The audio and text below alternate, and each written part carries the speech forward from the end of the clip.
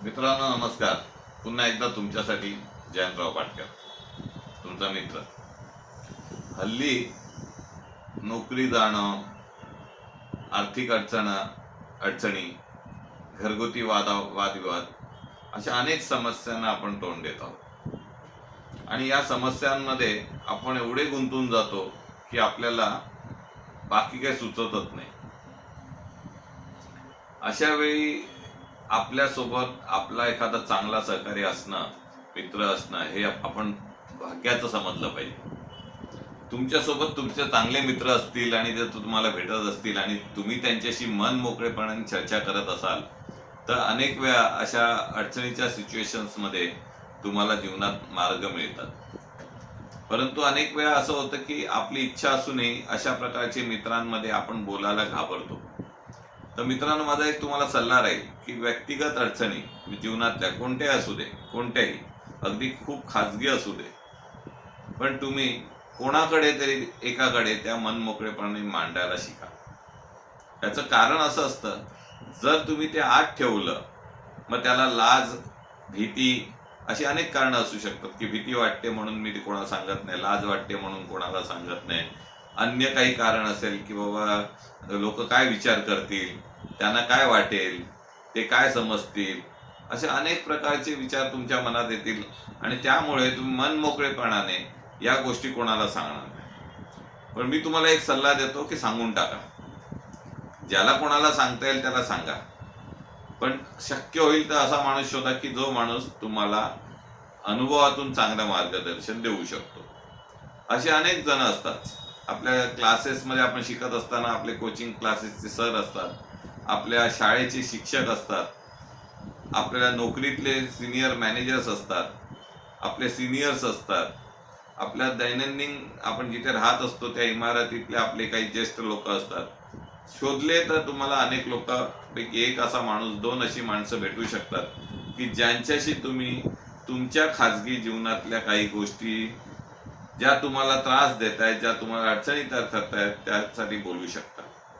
त्याहून जास्त जर तुम्हाला हे सगळं सांगणं कोणाला शक्य नसेल तर तुम्ही कोणत्याही जवळच्या काउन्सलर्सना गुगल केलं तर तुम्हाला आपल्या शेजारी कोण काउन्सलर आहे, एज्युकेशनल काउन्सलर आहे, तसे आपल्याला कुठल्या प्रकारची अडचण आहे त्या प्रकारच्या अडचणीचे काउन्सलर्स आपल्याला सोबत गुगलवर भेटू शकतात. आपण त्यांना फोन करून थोडेसे पैसे करावे लागतील आपल्याला, त्यांची फी असते, परंतु त्यांच्याकडून तुम्हाला खूप मोठ्या प्रमाणावर योग्य मार्गदर्शन मिळू शकेल, ज्यातनं तुम्हाला येणारे जे प्रश्न आहेत, ज्या अडचणी आहेत त्यावर मार्गदर्शन मिळू शकेल. हल्ली सगळ्यात मोठी अडचण आहे ती म्हणजे आर्थिक. आपली आर्थिक गणित एवढी बिघडली आहेत की आपल्याला कळतच नाहीये की आपण काय करतोय. तर मित्रांनो, पहिलं सर्वप्रथम तुम्ही ही जी काही खर्चाची गणित आहेत ती लिहून काढा तुमच्या वहीवर, आणि त्या वहीमध्ये तुम्ही एकूण एक खर्च लिहा. तर त्या खर्चातनं तुम्हाला लक्षात येईल की काही असे खर्च आहेत की जे अनावश्यक आहेत किंवा जे आता सध्याच्या सिच्युएशनमध्ये टाळता येणं शक्य आहे. म्हणजे आता तुमच्याकडे 2 मोबाईल नंबर आहेत तर 2 सिमचं पेमेंट तुम्ही करताय, त्यातलं एक सिम तुम्ही बंद करा, तर तुम्हाला एकाच सिमवर तुमचं काम होऊ शकतं.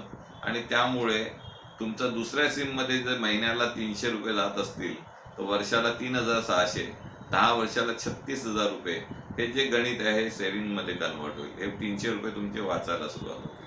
अशा प्रकारचे 10 खर्च जरी तुम्ही कमी केले आणि एखाद्या खर्चाचं ॲव्हरेज 500 रुपये असेल तर 10 खर्चाचे 5,000 रुपये तुमचे दर महिना सेव्ह होतील. गुणिले वर्षाला 60,000 रुपये सेव्ह होतील, गुणिले 10 वर्षाला 6 लाख रुपये सेव्ह होतील.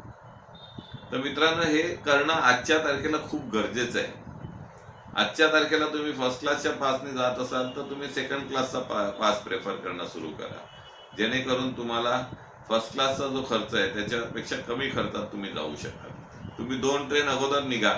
जर तुम्हाला ट्रेनमध्ये गर्दी भेटत असेल तर तुम्ही त्या आधीच्या 2 ट्रेन लवकर पकडा आणि लवकर जाण्याचा प्रयत्न करा. काही बदल मॅन्डेटरी आहेत, काही बदल करणं गरजेचं असतं. ज्या वेळेला आपण असा विचार करत असतो की आर्थिक अडचणींमध्ये आपण गुंतत असतो, त्या गुंतण्यातून बाहेर पडायचं असेल तर आपल्याला स्वतःच्यावर नियंत्रण आणणं गरजेचं आहे. आणि स्वखर्चांवर नियंत्रण आणताना स्वतःच्या काही सवयी आहेत, त्या दैनंदिन सवयी आपल्याला रुटीनमध्ये बदलाव्या लागतात. दुसरी अडचण आहे हल्ली नोकरी जाण्याची. बऱ्याच वेळा हल्ली नोकरी जी असते ती टिकत नाही. ती न टिकण्यामागचं कारण एकच असतं की आपण अनेक वेळा नोकरीत असताना आपलं जे काम आहे ते शिकण्यापेक्षा आपण एवढ्या अडचणीत असतो, एवढ्या क्रायसिसमध्ये असतो की नोकरीमध्ये आपल्याला रुटीन कामाच्या बाहेर काम शिकण्याची संधीच प्राप्त होते.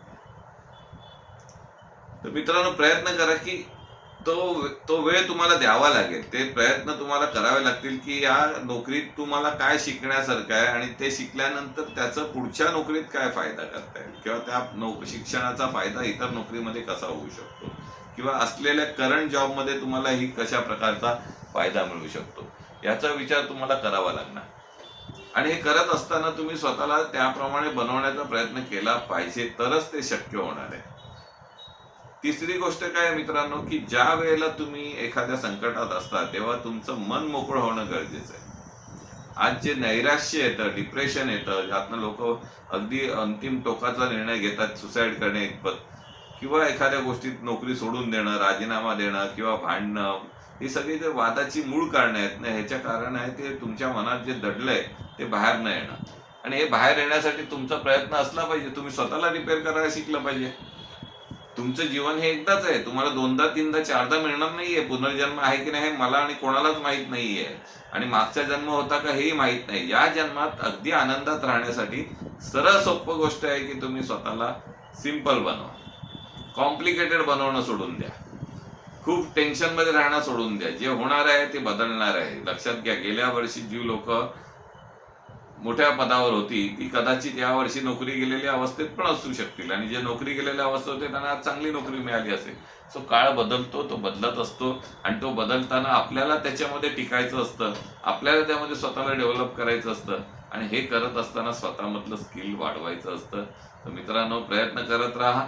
ज्या ज्या वेळेला तुम्हाला अडचणी येतील त्या त्या वेळा तुमच्या जवळचे चांगले काउन्सिलर, चांगले मित्र निवडा, त्यांच्याशी मैत्री घट्ट करा.